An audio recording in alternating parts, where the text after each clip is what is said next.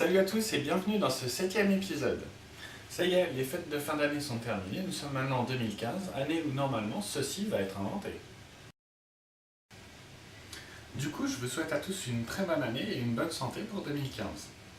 En parlant de santé, je suis sûr que parmi vous, il y en a quelques-uns qui ont pris comme bonne résolution pour 2015 de faire des régimes.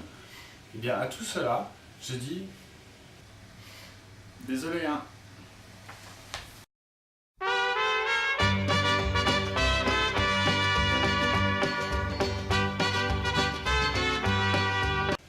La recette du jour est un de mes plats préférés qui nous vient tout droit de la Louisiane, le jambalaya. Le mot jambalaya vient du français jambon, mais l'origine de ce plat semble avant tout espagnole. Cela montre bien toute la richesse du melting pot qui compose la cuisine de nos cousins cajuns.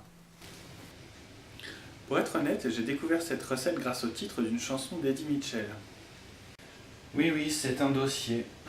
Pour cette recette, il vous faut 150 g de riz, une gousse d'ail, du tabasco, du sel, une boîte de concentré de tomate, 250 ml de bouillon, une cuillère à soupe de farine, 150 g de jambon, 2 branches de céleri, un oignon, un demi-poivron et de l'huile d'olive.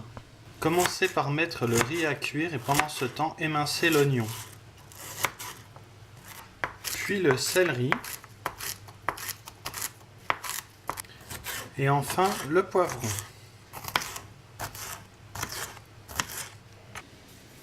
Vraiment, ceci, c'est la sainte trinité de la cuisine cajun. Si vous avez ça, vous pouvez cuisiner n'importe quoi à la façon de la Louisiane, comme du poulet, des crevettes, des pâtes, des fraises, de la guimauve. N'abusons pas quand même, mais vous avez compris le principe.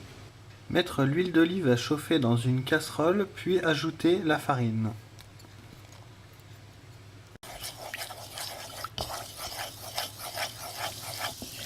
Mélangez fréquemment pour obtenir un roux.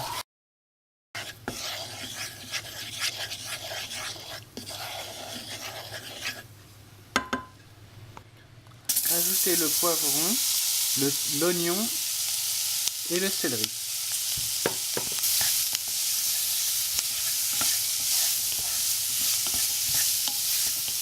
Mélangez bien pendant une petite minute.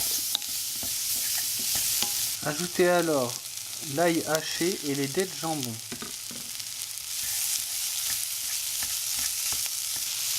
Versez ensuite le bouillon.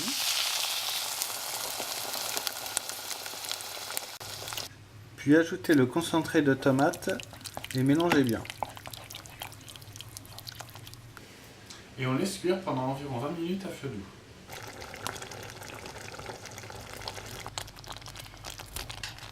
On incorpore alors le riz à la préparation.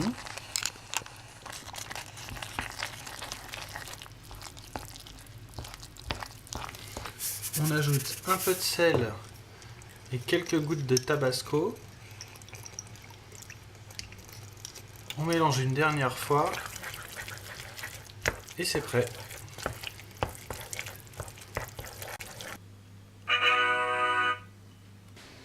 Si on veut faire vraiment couleur locale, on ajoute des crevettes ou encore mieux des écrevisses. C'est pas léger, mais c'est tellement bon. Voilà, c'est la fin de cette vidéo. J'espère qu'elle vous a plu, qu'elle vous a donné envie d'essayer cette recette chez vous. Je vous invite à me laisser un commentaire ou un pouce bleu ou à partager la vidéo si elle vous a plu. Encore une fois, je vous souhaite une bonne année pour 2015. Si vous êtes nostalgique des fêtes, n'hésitez pas à cliquer sur ce sapin et retrouver l'épisode spécial Noël avec la recette des biscuits Gingerbread Men. A bientôt pour de nouveaux épisodes. Salut!